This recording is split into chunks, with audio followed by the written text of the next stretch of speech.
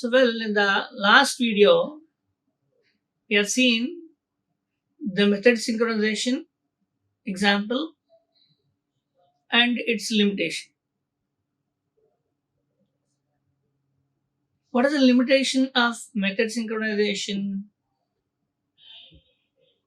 The limitation of method synchronization is if the method itself is declared as synchronized and given to us, if we are writing threads on generate and print method we are using in our application. But the developer who wrote the generate and print method already declared methods as synchronized. By taking which if I use in my application, in my threads, the methods will run as synchronized. Suppose if I don't want to run methods as synchronized, if I don't want to run my methods as synchronized, what should I do? I cannot remove the methods declared as synchronized. And the user who is using the methods don't have a control on whether to synchronize threads or not. So the better solution is instead of declaring methods as synchronized, whenever we require, call the methods under you write threads in such a way. From the threads, when you're calling the method, you call the methods in a synchronized block. So multiple methods from multiple threads running from the synchronized block. Each one will execute only one at a time, but not simultaneously, one after another. The best live example for why method synchronization is not recommended, why object synchronization is recommended, I'll tell you. Two examples I can give. One is in java.lang package. In java.lang package, there's one class given name called string buffer. String is a data type. It's a predefined class. It's a secondary data type. It's a predefined data type. String is a data type. String builder is not a data type. To perform operations on string, we use string builder, string buffer. Like taking string into string buffer, or reversing the length, reversing the string, or making substring, or to do something, or to append something, to prepend something to the string, to append something to the string, to remove some content of the string. To perform manipulations on the string, we use string buffer class. String buffer class is not a wrapper class. It is used to manipulate on the string. Some around 15-20 methods are given in string. Replace, append, remove, like such methods are given in string buffer class. Some around 15-20 methods are given. Because of all the methods of string buffer class are given as synchronized. When the string buffer is used in multi-threading, because of the methods synchronized, consistency was maintained, but performance was affected. Due to which developers from many projects complained that because of string buffer class methods declared as synchronized and that we are using in our multiple threads, performance is affecting. We want to reduce it. We want to remove that synchronization to the methods. Which methods?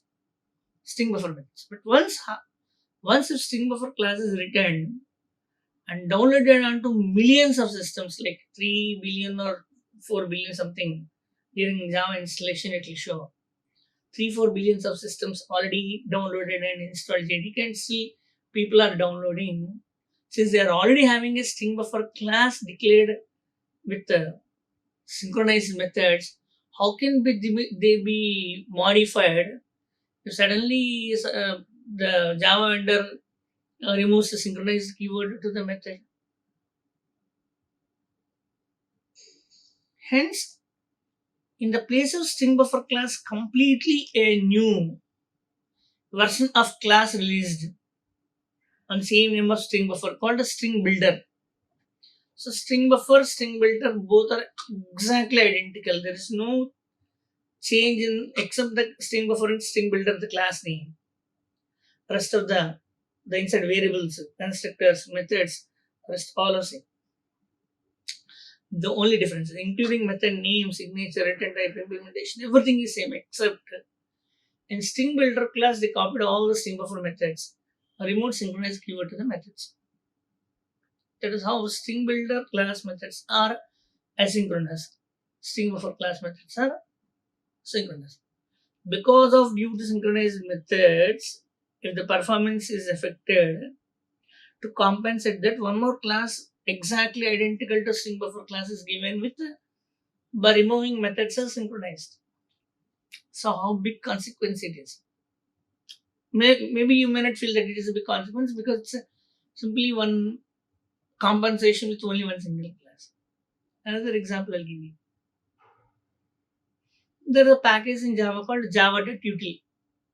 In the java.util package, the java.util package world classes are called as legacy classes. The legacy classes are from object vector classes derived, from the vector stack classes derived. On the other side, dictionary class, it's an abstract class. From the dictionary hash table class is derived, from the hash table properties class is derived. Right. I don't want to discuss about the legacy classes and collection classes of java.util package right now. Vector, stack, hash table, properties. Four classes are given. Vector stores objects at various indexes. Hash table and properties will store values with key as an index. Right. Key based indexing, index based indexing.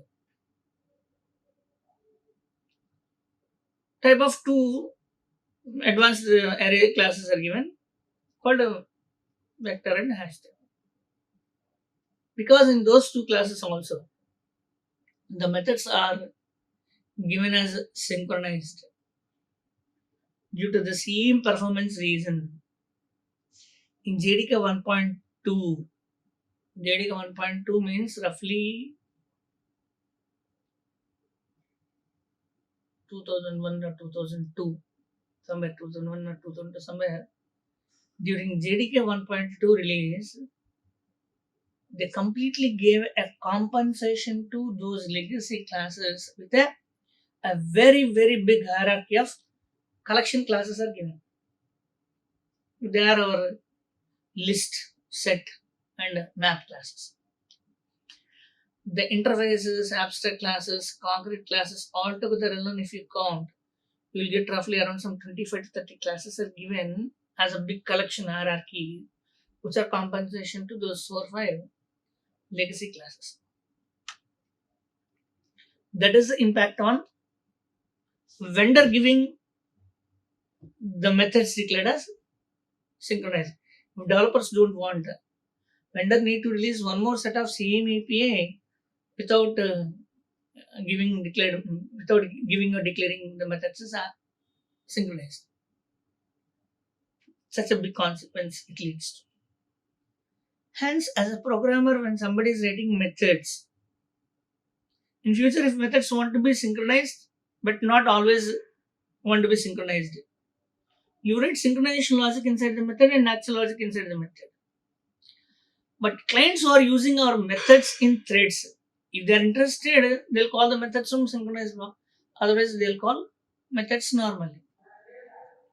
So that is what one of the second alternative on the synchronization I am explaining. The synchronization I am explaining here.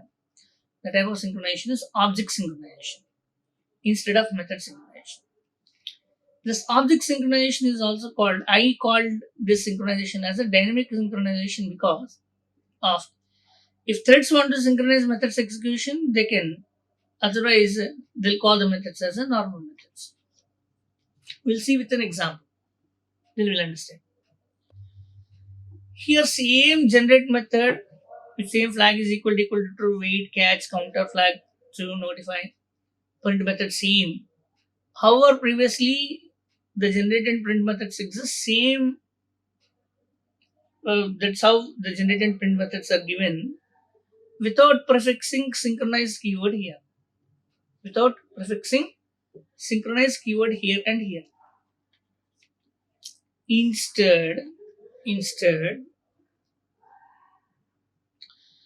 the threads from where the generate methods are called. This is generate method synchronization thread 1. That is generate method synchronization thread. This is generate method synchronization 1. Extends thread. Number generator synchronization class generator synchronization class object. Passed into our constructor. Assigned to class instance variable. Everything is same. Public void run method. For loop iteration. Everything is same. But from wherever previously number generator dots generate method called for 100 times here, that instead of being directly called, this method calling statement was enclosed in a synchronized block. As how synchronized of NGS. What is the object reference name? NGS no. From this synchronization block, NGS dot generate method is called. This is called as synchronizing object. Same thing repeated for the print method also. Same thing repeated for print method also. Here print method is also called from the synchronization block. Generate method is also called from synchronization block if required. Print method is also called from the synchronization block if required. If developer don't want to call generate and print methods to synchronize, just simply this statement will be removed. This statement also will be removed, and generate and print methods will be called normally. So now it is completely running methods as synchronized or not. Completely it is in the hands of the clients who are using the method, but not the one who is writing the method. Client program remains same, nothing, there is no change. Extending from thread 1 client program implements runnable one example. Anonymous class one example I taught. Method synchronization with method synchronization I taught one example. Method synchronization. This is object synchronization. This is another example. Everywhere, number generator class, two thread classes, one client program. These are common. This is about object synchronization. Next coming one is synchronizing objects in anonymous class. Instead of writing two separate thread classes or runnable classes, number generator synchronization thread and print method synchronization thread, instead of writing two separate thread classes, while writing anonymous classes, number generator class written as this, number generator class written as this. But here if you carefully observe, the two thread class objects are created here. You can create a thread class object or you can create a runnable class object. A runnable class object is not required. Anyway, you can write, no problem. Even thread class also you can directly override. No problem. In thread class constructor, we are passing runnable object as argument. A runnable object we created. In that we implemented run method. From the run method, for loop iterated. In the for loop, synchronized block was written here. And in between that we are calling generate method here and print method here. So this is synchronizing objects in anonymous classes. This part is anonymous class. This part is anonymous class. In that we are calling the methods from synchronizing objects. Probably this is the sixth way I am showing how to implement threads.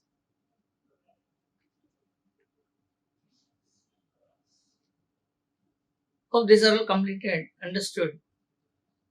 Now coming to method synchronizations are completed. Now coming to how to name the threads and how to prioritize threads. How to name the threads and how to prioritize the threads. How to name the threads. Here we want to know how to name the thread.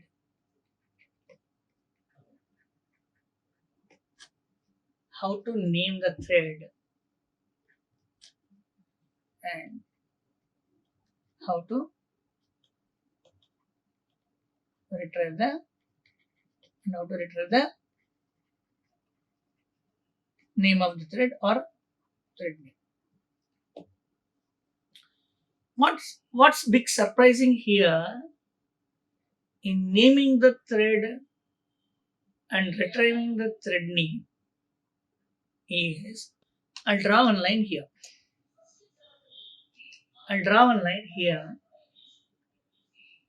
Why this line demarcation was written is if you want to name thread, the two ways of naming thread. One is class. For example, if you read generate thread class extends thread. What we are doing here, we are creating reference of number generator in generate thread class constructor. Number generator object we are receiving.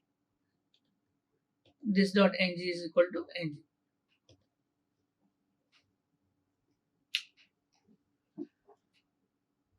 One way of naming thread, remember, not one way of retrieving thread name.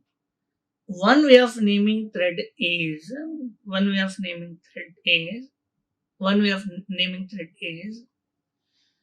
thread classes. One way of naming thread is thread classes. Thread classes, they're having one method. Thread class is having so many number of methods: start, run, stop, set name, get name, set priority, get priority. I'll take one more video and that I'll explain about join, yield, wait, notify all, suspend, resume. Some deprecated methods also, interrupt. He's alive. He's alive? Yeah, he's alive. And like I'll take some more sessions later on to explain about the remaining functions of the thread. And let me complete all the examples and we'll see the overall thread life cycle and examples. So in thread class, there is one method given named set name. In the set name method, you can give the name of the thread. Generate thread name. This is one. Public order, that is common. Calling set name method in the thread class constructor by using which we can name the thread. This is one of the way of naming the thread. And in thread subclass, like generate thread, the class constructor, in the thread subclass constructor, you call set name method and pass some name that will be assigned to thread name. What happens if you don't assign name to thread is by default, if you create thread T1 is equal to thread T2 is equal to like this. By default, thread -0. But if you don't name any name to thread -0, thread -1, thread -2, like that threads are named. Then the client, if you want to see which method is running, if thread 0, 1, 2, 3 is returned, which method 0 is, which method 1 is, which thread 2 is, that we don't know. Whether is it generate print or print, whether is it generate thread or print thread or download thread or printing thread or reading thread or scanning thread.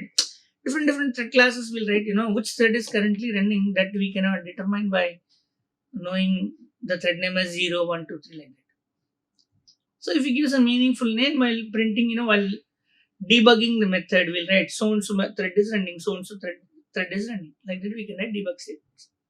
For debugging sake, we are naming and driving the threads, but for nothing else. This is one way. Calling set name method in the thread subclass constructor, naming the thread. Second way is in the client program. In the client program, we'll write a public static void main, number generator class object, and the next generate thread gt is equal to new, generate thread of number generator class object. Similarly, print thread class also. And then we call start method. So immediately after creating the generate thread class object, generate thread dot set name of. And you can set the name of the thread either in client or in the thread class. Here also generate thread. Like this you can. And the thread name can be set from client or from the thread subclass. Wherever you feel convenient, you can. This is one way, and this is second way. You can name thread from anywhere. But what is the purpose of naming thread and where we exactly read that thread name, that I'm showing here. Class number generator. This class is having a method name called public void generate. Here we'll write simple system dot out dot println. What we are writing here? Generate method called. We are writing generate method called directly here. We are hard coding. We are hard coding the thread name as generate thread called here. Similarly, or print method called here, print thread called here.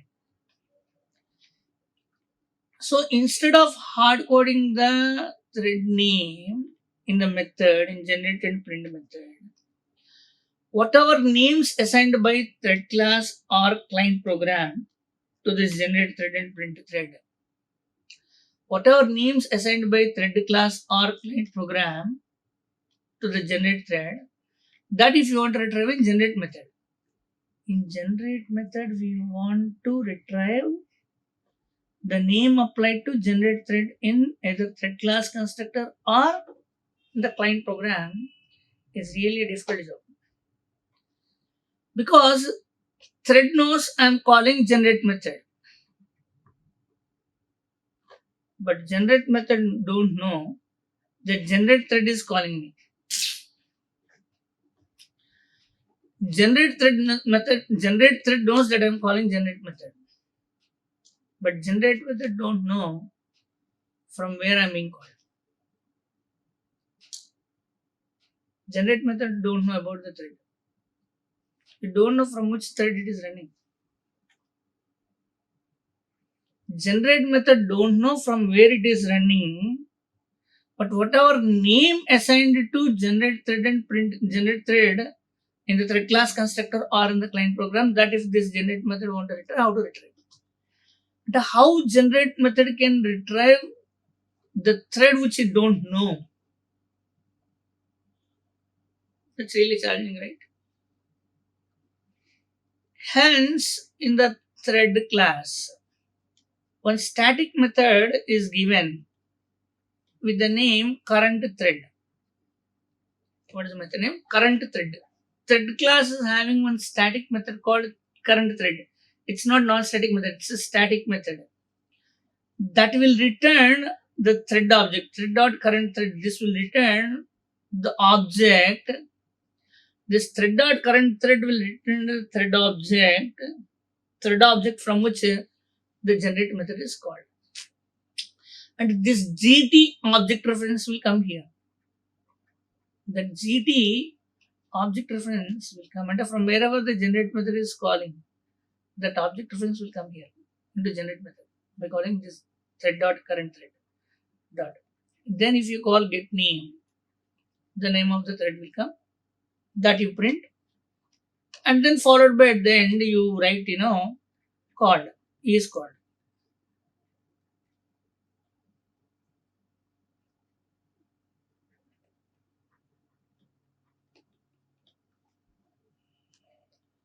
Similarly in the print method also. Print method also don't know from which thread the print method is called, but that thread object the print method want. Same thread dot current thread dot get name. The methods don't know from which thread they are running, but at runtime, whichever thread has been assigned to the method, that object it can retrieve by calling get thread non-static static method. That is the purpose of naming the thread. But once again, I am reminding naming the thread and retrieving the thread is only for the same sake of debugging, but not to anything influence on the thread's execution. Point number one. Point number two, many authors will set the name and get the name of the thread also. Many authors will write the set name and get name, both methods, and they set the name here and also they get the name and printing the thread here in the client program itself. If you name the thread name here and getting the thread name here, what makes sense? What is the use of naming the method in the client and getting the same name again and printing in the same client? Are you not the one who is naming the thread? Then what is the purpose of naming thread? Name which is assigned to the thread by thread class constructor or the client, that the method which is running in the thread want to retrieve. Very tricky. Using thread.current thread, you can do it. You can read all this explanation later on. First of all, I'll give explanation and then I'll show you the documentation. So in the generate method, thread.current thread.get name. In the print method also, thread.current thread.get name. These two generate and print methods don't know from which method, from which thread they are running, but they'll get it. At runtime, whichever threads assigned to generate and print method, that thread objects will come. Surprising. Remaining program is same. In the thread class constructor, I am naming the thread set name. Remaining program is same. That's why I'm not explaining much. In the name thread also, I'm just named. I'm sorry. This is name generate thread. This is named print thread. Here also I'm setting the name. This is generate thread. This is print thread. One way of naming the thread. And second way of naming the thread is in the client program. You create two threads.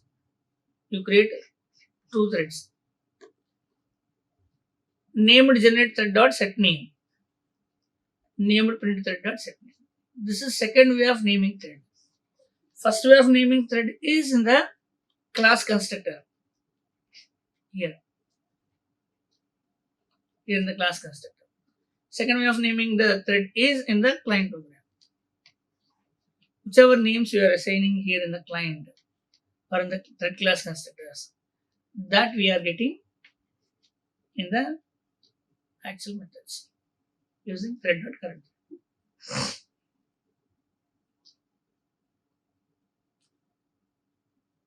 And start a thread, you will get the output. And here is the next topic. The next topic is on prioritizing thread. Remember, you can copy and paste and run all these programs as is. You won't get any compilation error or runtime errors. These are all executed programs. And this program is meant for naming is already done, prioritizing thread. Here I wrote 3 threads, name 1 thread, name 2 thread, name 3 thread, all are extending from thread class. In all, we are implementing overriding run method. From each of the thread, we are calling for loop for 10 times.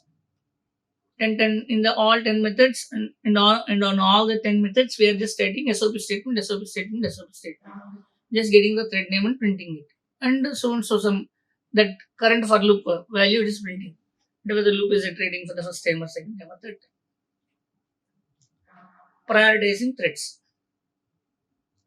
So name 1 thread, name 2 thread, name 3 thread or thread objects are created in the name and priority thread runner client. Name and priority thread runner client. That is the client program name. All the thread class objects are created. You can set their names. Set name. If you don't set the names from here, the default names are thread 0, thread-0, thread-1 and thread-2. The next, how to prioritize them. You please uncomment this line.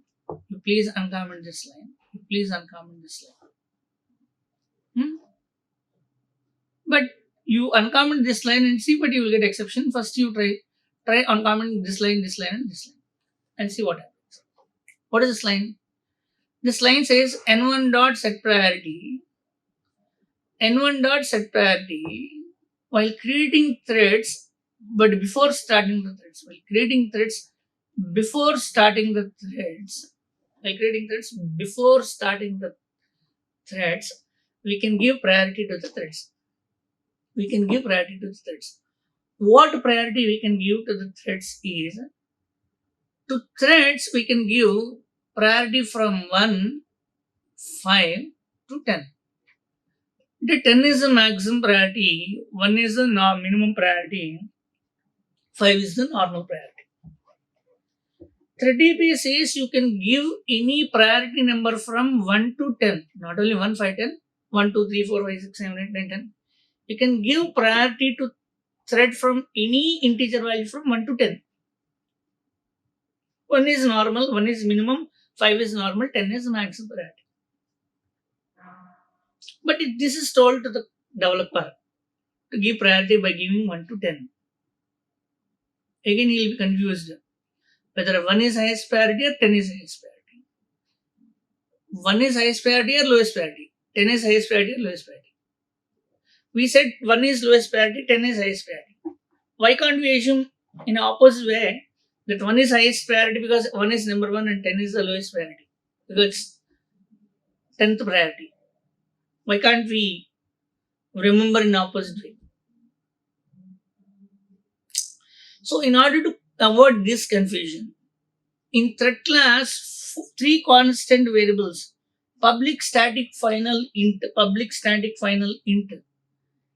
3 constant variables are given called min underscore priority, norm underscore priority, and max underscore priority. Named 3 variables are given in which class? In thread class.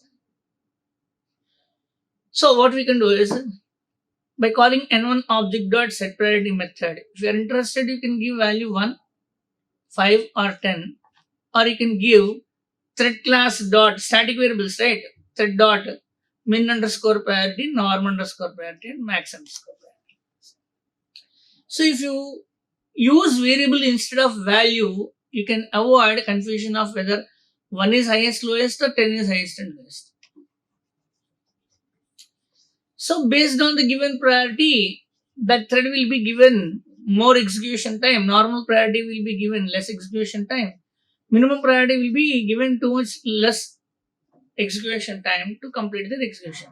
But ultimately all the threads will execute, but priority will be given to one more, the next to the second, and no priority to the last one.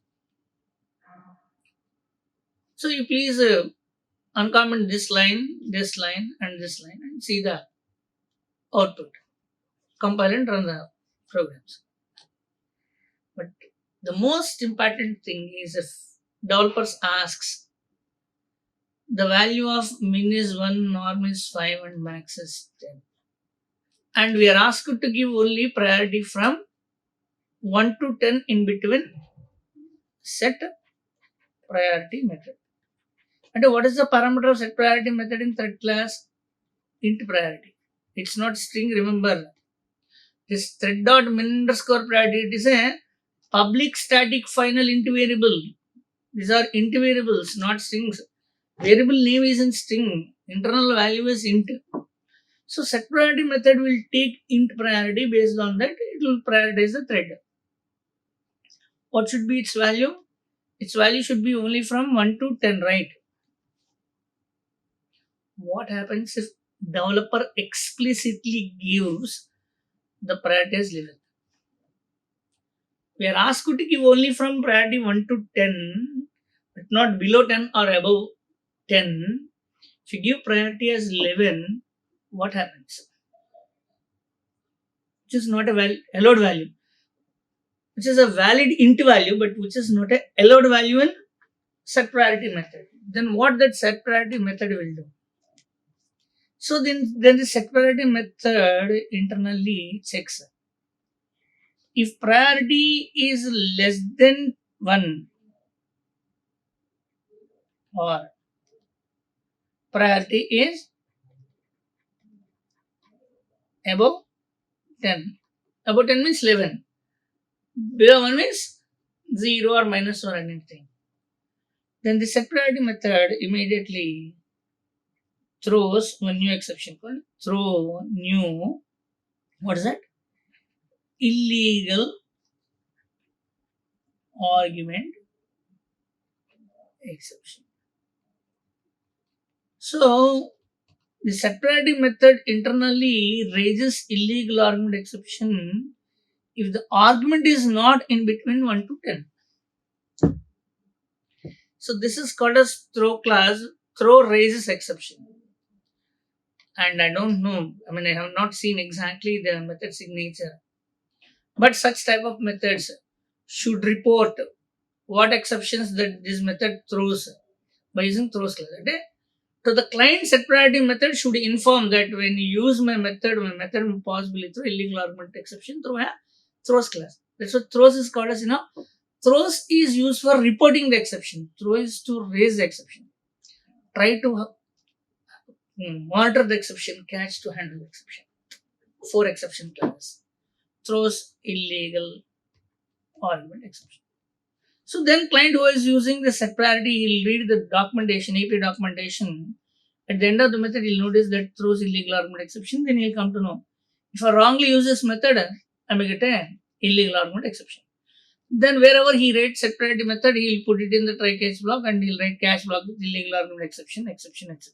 He'll handle the exception. Is priority is clear? What happens if the priority given below 10, below 1 or above 10 is clear?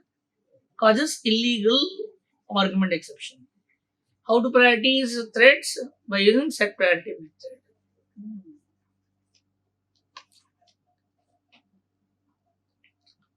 That's all about naming threads and prioritizing threads. This ends today's session, and in the next sessions we'll possibly try to see the other methods of the threads, if not after some time. Until then, thank you. Like, share and subscribe. Hit the bell icon for more updates.